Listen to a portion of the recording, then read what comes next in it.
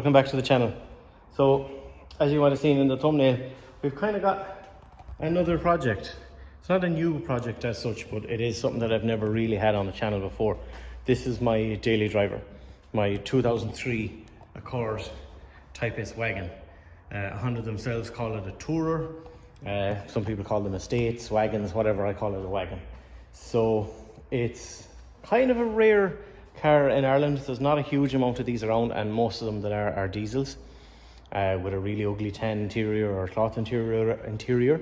But there was a company in Ireland, they were called Icetronics. They were kind of like the Honda specialist in Ireland, and still are, I guess, but for a while they did kind of like a package deal sort of thing. You could buy a CL7 Accord and you could pick whatever combination of kit, whether it was the Mugen stuff, the Type A stuff, Type S stuff, whatever, whatever set of wheels you wanted and whatever colour you wanted, and for X amount you could kind of build your own Accord, done and dusted.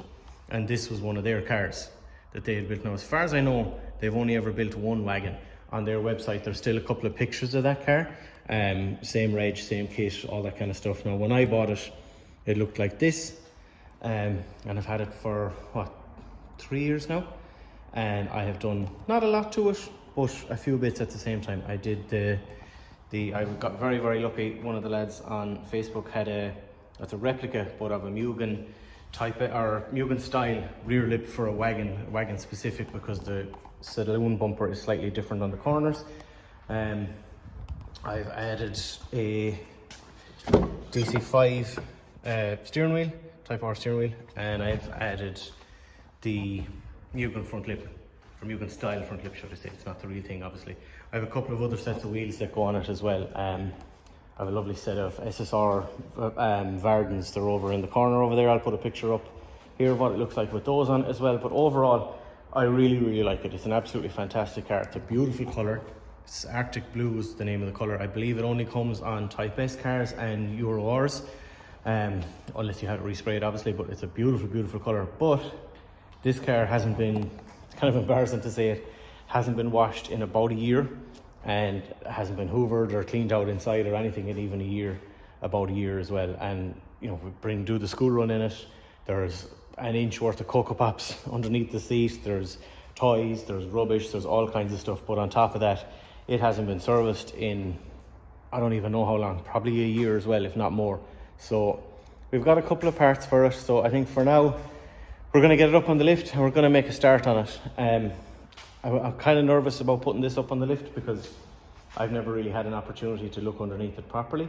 I know at my NCT test last year, they did say that the subframe was getting really, really rusty, but you know, it passed when I brought it back for the retest, so I don't know. And also Hondas in particular, or the CL7 shape, which that's technically a CM2, CL7 is the saloon, but anyway, they're kind of known for getting rusty rear subframes and where they mount into the body and shit like that. So I'm a little bit afraid of that, but I don't know, I guess we'll see. You're going to be nice to me? See how we get on? Okay, let's get it on the lift and see how we go.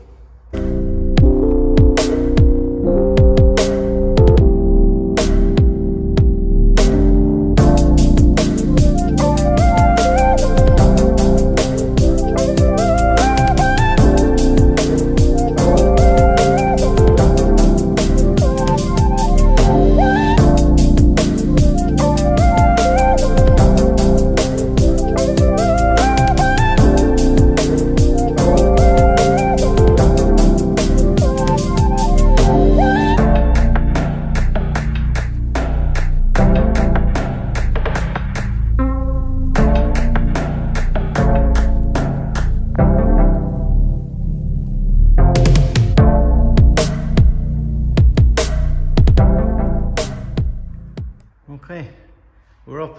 Kind of a crazy sight to see a pretty big car like that up in the sky.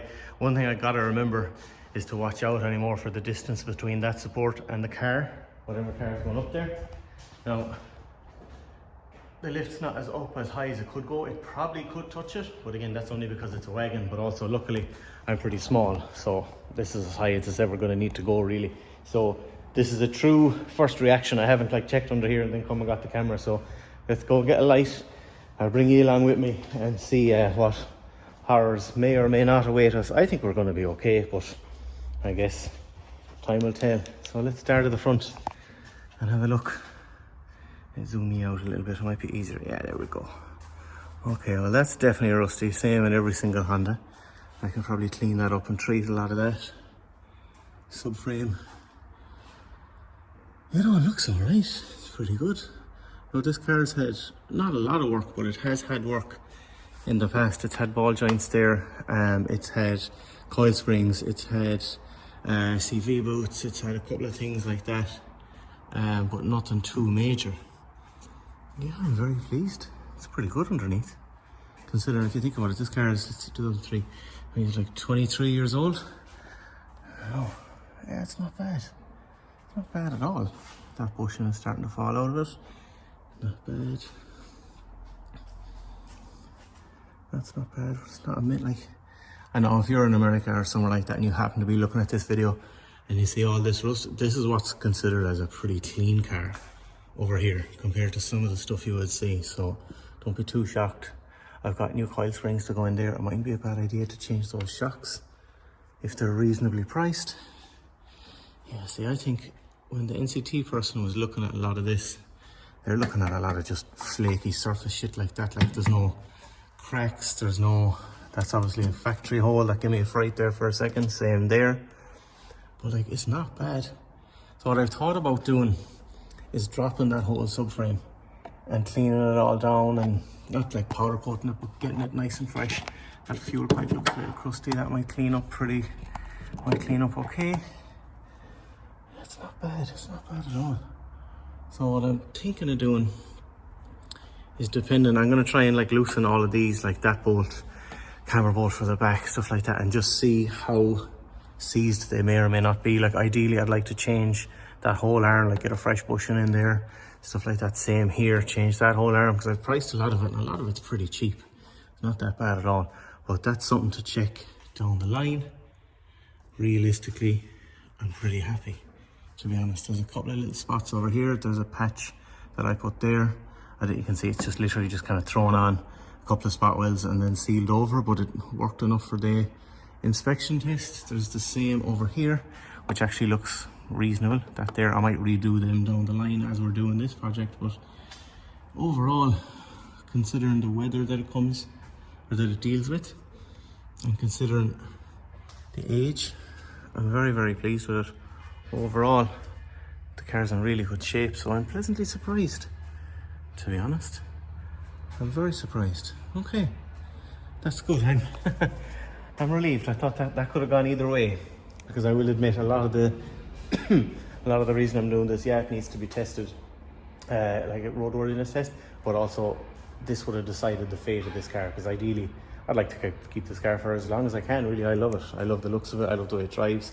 I love the space, everything. So if we had looked under here and say, for example, half of that was gone or something, then this car might have been going to the scrapyard. But we might pull the side skirt off. But like, you can even see in there, like the steel there, the other side of the pinch weld or the sill, whatever you want to call it, is pretty good as well.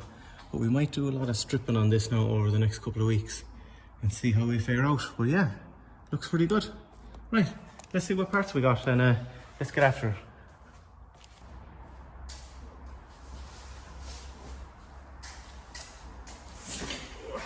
Right, let's see what we got. It's so long since I ordered most of this. I can't remember exactly what I have. Now, I know it definitely needed one rear caliper, and I changed that, so that's the core old one. Yeah, went away. What do we got there? That looks like a cabin filter. That will be an air filter, or vice versa. And the other, we've got a oil filter. What have we got here? The other rear pads. We've got, that is going to be front pads. That is the other rear caliper. Yeah. Cool. Okay, and lastly, we got some plugs. And I have a gallon of oil somewhere. So I guess what we're going to do, fire it up, let it warm up for a while, and then maybe while it's warming up I might do the other caliper, but for the time being, at least anyway, let's get the wheels off and get that other caliper on.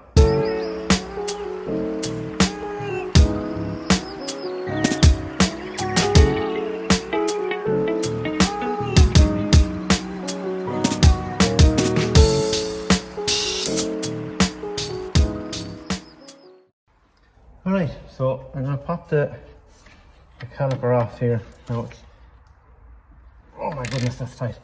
I had the other side off a couple of months ago because the rear caliper was dragging, and I replaced that. So, but this one, as far as I know, has never been off. And if I remember right, I think this car got discs and pads just before I bought it or something like that. I don't remember for sure, but something like that. So I'm gonna pull this off and take a look. Now I had a quick look online. The discs, they're pretty cheap. These aren't bad, but they're not great either. So I think for the sake of maybe like 50 or 60 quid, I might just get 2 new discs for here and 2 for the front, seeing as I have 2 calipers. Well, I have, oh my god, that's tight. Oh. This caliper will be new. The other side is new, as in was only put on a couple of months ago. And I have new pads. I may as well just do new discs as well because they're cheap. So I'll pull this off, see what it's like, inspect the handbrake shoes, stuff like that, and see how we're looking.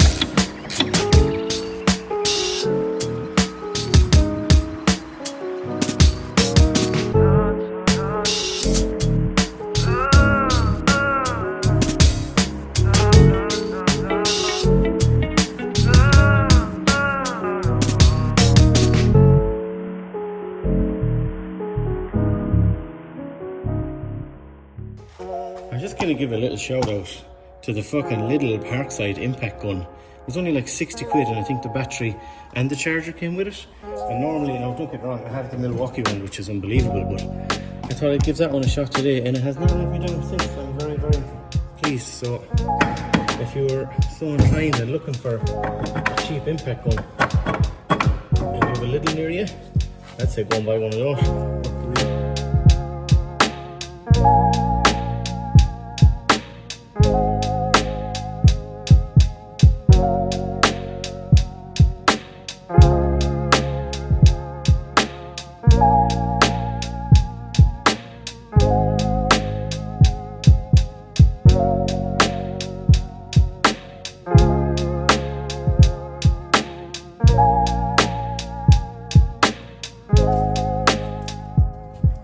Alright, we're back again. I dropped that like 3 more times while I was trying to manhandle it all together. Let's just nip that up there. Yeah, cool. Let that off. We'll give that a little bleed. Have the discs on. But for now, that can just hang there. That'll be fine as it is. So let me get you out of there. So I think what we'll do is we'll go and we'll investigate the front. If the discs are okay, we'll just slap the pads in it and give it a clean up, and we'll carry on from there. See. Oh yeah, we're very tidy up here. Like I said, this had a bit of work before. It had the top control arms new, springs new, there's a couple of other little bits like that. Now the pads aren't bad here, they're not great, but they're not, well, that back one isn't great. There's the back ones. Very worn actually. Oh no, it's not, it's okay. So what we're going to do, discs are fine. There's a little kind of score, but nothing you can really feel with your fingernail, and there's no lip on it or anything. So I think I'm just going to put the caliper off, pull the disc off, clean the whole thing down, and just slap the new pads in it. I think we'll be alright.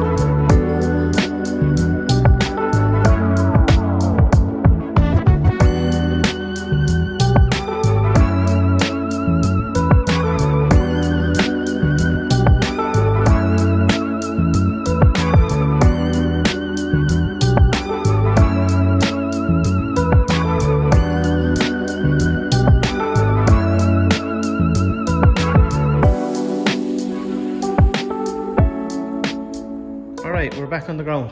I was going to put the rear back together, but I'll just leave it. So I'll order the discs, I'll have them in a couple of days.